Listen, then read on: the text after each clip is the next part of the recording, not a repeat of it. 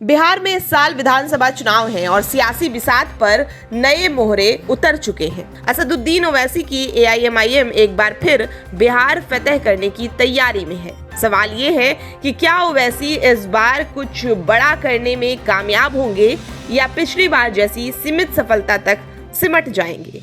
अपने बिहार दौरे पर ओवैसी मोतिहारी पहुंचे। एआईएमआईएम सुप्रीमो ने पूर्वी चंपारण के ढाका विधानसभा सीट से राणा रंजीत सिंह को उम्मीदवार घोषित किया। मनी ऑर्डर पर हमारा घर चलता है बिहार में। ये 20 साल और ये 15 साल राजनीति करने वालों ने हाल हमारा कर दिया है। तो जब चुनाव आएंगे तो 15 मिनट के लिए बत्ती गुल नहीं करना, पूरे 5 साल के लिए बीजेपी की, नीतीश की और राजद की बत्ती गुल करना पड़ेगा। आप करेंगे ना? कहीं जज्बात में आके हाथ तो नहीं उठा रहे।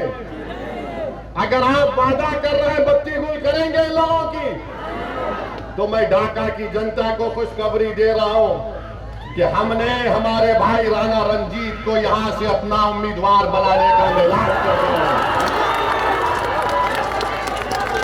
तो अब आपकी जिम्मेदारी है मेरे भाई कि आप राणा रंजीत को यहां से अपना नया विधायक बनाएंगे इंशाअल्लाह ताला। बहादुरगंज से तौसीफ आलम को इंशाअल्लाह बनाएंगे और अख्तरुल ईमान को कामयाब करेंगे अपनी विधानसभा से। राणा रंजीत सिंह पेशे से किसान हैं। शिवहर जिले के रहने वाले राणा रंजीत स्नातकोत्तर तक की पढ़ाई कर चुके हैं। उनकी कुल संपत्ति करीब 96 लाख रुपए की है, जबकि 53 लाख की देनदारियां भी उनके नाम है। उनके खिलाफ कोई आपराधिक मामला दर्ज नहीं है। राणा रंजीत सिंह के पिता स्वर्गीय सीताराम सिंह बिहार में आरजेडी सरकार के समय कैबिनेट मंत्री रहे। मधुबन थाना क्षेत्र के इस राजनीतिक परिवार ने दशकों से अपनी सियासी पकड़ बनाई हुई है। वहीं उनके बड़े भाई राणा रणधीर सिंह पिछली सरकार में बीजेपी कोटे से सहकारिता मंत्री रह चुके हैं। यानी एक ही परिवार लेकिन अलग अलग राजनीतिक दलों में मजबूत दखल। राणा रंजीत सिंह ने अपने राजनीति की शुरुआत प्रशांत किशोर की जनसुराज मुहिम से की, लेकिन वहां बात नहीं बनी, रास्ते अलग हुए और फिर उन्होंने असदुद्दीन ओवैसी का हाथ थाम लिया। 2024 लोकसभा चुनाव में शिवहर सीट से एआईएमआईएम के टिकट पर मैदान में उतरे। उन्हें 11,979 वोट मिले, यानी करीब 1.13% वोट शेयर। भले ही जीत नहीं मिली, लेकिन सीमांचल से बाहर एआईएमआईएम के विस्तार में उनका नाम चर्चा में रहा। राणा रंजीत सिंह जो पहले प्रशांत किशोर की जनसुराज पार्टी से जुड़े थे, अब ओवैसी के साथ खड़े हैं। ढाका विधानसभा से उनकी उम्मीदवारी को ओवैसी की सोशल इंजीनियरिंग की कोशिश माना जा रहा है। खैर, ओवैसी के इस ऐलान से सिर्फ एक उम्मीदवार तय नहीं हुआ, बल्कि ओवैसी ने एक सियासी संदेश भी दिया।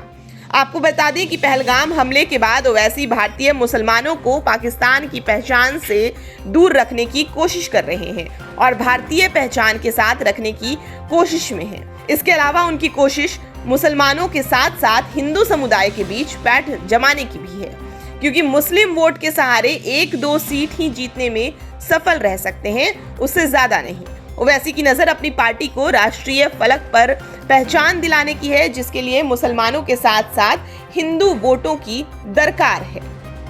2020 के बिहार चुनाव में एआईएमआईएम की टिकट पर जीते सभी 5 विधायक मुस्लिम थे, जिनमें से 4 ने पार्टी छोड़कर आरजेडी ज्वाइन कर ली है।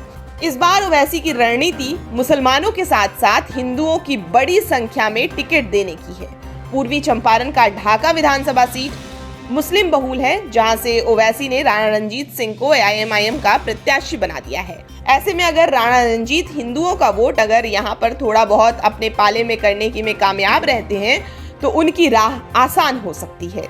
ओवैसी ने बिहार में इस बार 24 विधानसभा सीटें जीतने का भी दावा किया है। माना जा रहा है कि ओवैसी अपने इसी लक्ष्य को हासिल करने के लिए मुस्लिम परस्त छवि से बाहर निकलकर राष्ट्रवादी छवि गढ़ने में जुटे हुए हैं, ताकि मुसलमानों के साथ साथ हिंदू वोटों की सियासी केमिस्ट्री बनाई जा सके। ऐसे में देखना होगा कि हिंदू समुदाय का विश्वास वो जीत पाते हैं या नहीं। TV9 के लिए अमरेंद्र मिश्रा की रिपोर्ट।